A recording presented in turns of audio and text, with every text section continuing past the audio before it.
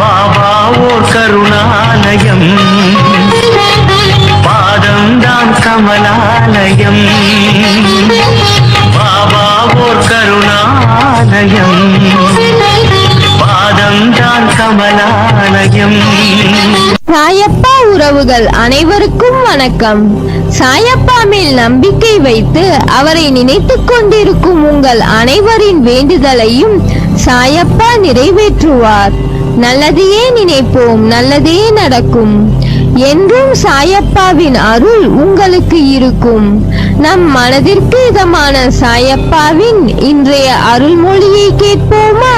அன்பு குழந்தையே, நீ எடுக்கும் முடிவுகளை நிதானத்தோடு நம்பிக்கையோடு பிறருக்கு தீங்கு இழைக்காத வண்ணம் எடுக்க வேண்டும். தேவைகள் எப்பொழுதும் மாறிக்கொண்டே இருக்கும். முதலில் அந்த எண்ணத்தை சமநிலைப்படுத்து. அப்போதுதான் உன்னால் எதிர்பாராமல் வரும் தாமதங்களையும் தடைகளையும் எதிர்கொள்ள இயலும். கஷ்ட நஷ்டங்கள் வாழ்வின் ஒரு பகுதிதான் என்பதை தீர்க்கமாக புரிந்து கொள். இதுவே வாழ்க்கை கிடையாது. நீ விரும்பும் லட்சியத்தில் வெற்றி கிடைக்கும் வரை ஓயக்கூடாது என்ற உறுதி நெஞ்சில் நிலைத்திருக்க வேண்டும். அப்போதுதான் உன்னால் சுடர்விட்டு பிரகாசிக்க முடியும். யார் உன்னை என்ன வசைப்பாடினாலும் அது உன்னை தீண்டாது, தீண்டவும் விடமாட்டேன். அதற்கான பலனை அவர்கள் சந்திப்பார்கள். தற்போதைய நிலை கண்டு கலங்காதே, நம்பிக்கை இழக்காதே. உனது செயல்கள் நல்லதாகவும் உனது நடத்தை சரியாகவும் இருந்தால் உன் அனைத்து விஷயங்களையும் நானே உடனிருந்து கவனித்துக் கொள்வேன். எத்தனை கவலைகளையும் கஷ்டங்களையும் நீ தைரியமாக சந்தித்து அனைத்திலும் வெற்றி பெற்று வெற்றி கிடைக்காதவற்றில் இதில் எனக்கு விருப்பமில்லை என்று ஒதுங்கி தள்ளி நீ நடந்து வந்த பாதையை திரும்பி பார்க்கிறேன். பெருமையாகவும் பெருமிதமாகவும் இருக்கிறது. நான் என்றும் எதற்கும் உனக்கு கஷ்டங்களை தந்திட நினைத்தது கிடையாது. அனுபவங்களை தர நினைப்பேன். உன்னால் முடியாத போது கை நீட்டி நானே இழுத்துக் கொள்வேன். உன் மனதில் இருக்கும் கேள்விகளுக்கு இன்று விடை அளிக்கிறேன்.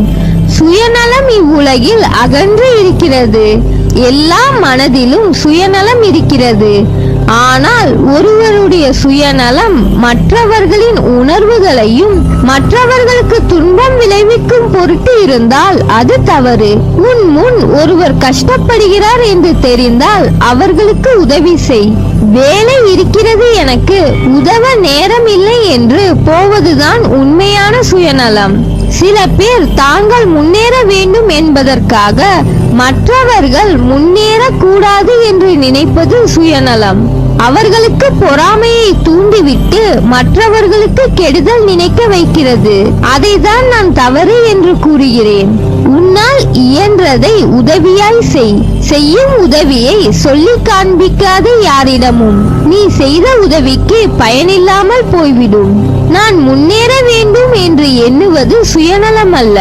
அப்படி நீ சிந்தித்தால் அது மற்றவர்களின் முன்னேற்றத்தை நீ விரும்பவில்லை என்று அர்த்தமில்லை. அந்த பார்வை உன் கண்ணுக்கு புலப்படவில்லை என்று அர்த்தம். மற்றவர்கள் உதவி என கேட்டிருந்தால் அவர்களின் கஷ்டத்தை நீ பார்த்தால் கண்டிப்பாக உதவி இருப்பாய். அதில் தவறில்லை.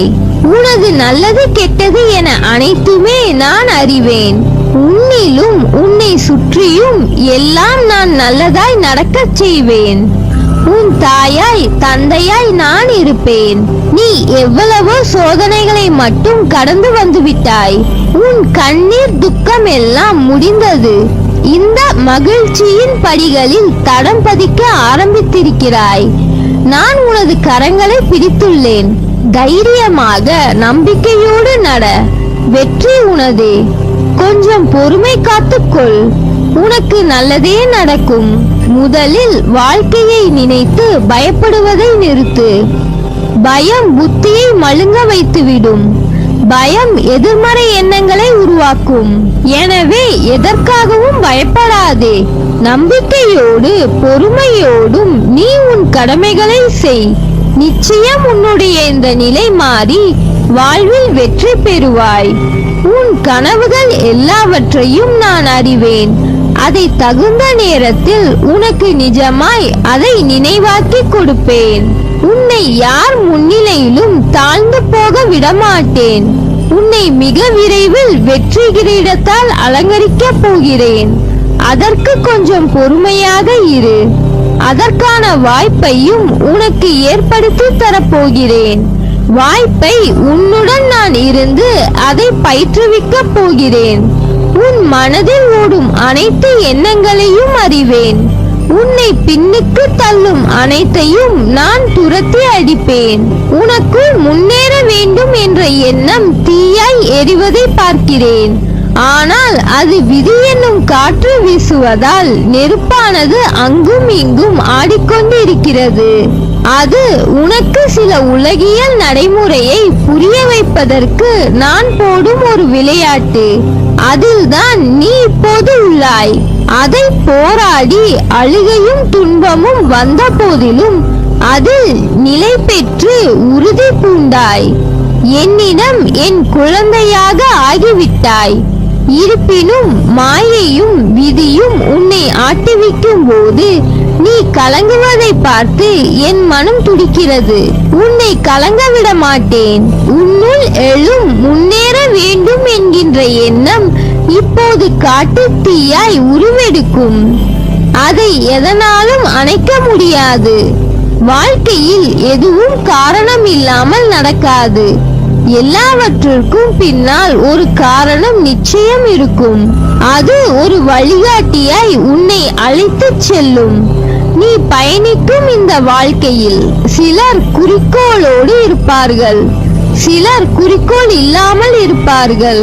குறிக்கோள் என்பது ஒன்றின் மேல் மட்டும் எண்ணங்கள் இருக்கக்கூடிய அம்பு. அந்த அம்புகள் நிறைய இருக்கலாம், ஆனால் அதற்கான இடம் ஒன்றுதான். அந்த இடத்தின் மேல் மட்டும்தான் அது நிற்க முடியும். முதலில் குறிக்கோள் என்பது வாழ்க்கைக்கா அல்லது உன் வாழ்க்கையின் முன்னேற்றத்திற்காகவா? வாழ்க்கைக்கான அர்த்தத்தை தான் எல்லோரும் தேடுகிறார்கள். ஆனால் வாழ்வதற்கான அர்த்தத்தையும் நோக்கங்களையும் யாரும் தேடுவதில்லை. அதை தேடி இருந்தால் வாழ்க்கையை வென்றிருக்கலாம். காரணம், அது வெற்றிக்காக கற்ற பாடமாய் இல்லாது. உண்மையான வெற்றி என்பது யாது? அந்த வெற்றியை உணர வைக்கும் பாடமாய் அமையும். எப்படி குறிக்கோள் இல்லாத அம்பு அதன் இலக்கை நோக்கி போவதில்லையோ, அதை போலவே குறிக்கோளை நோக்கி இல்லாத வாழ்க்கையும் என்று சொல்வார்கள்.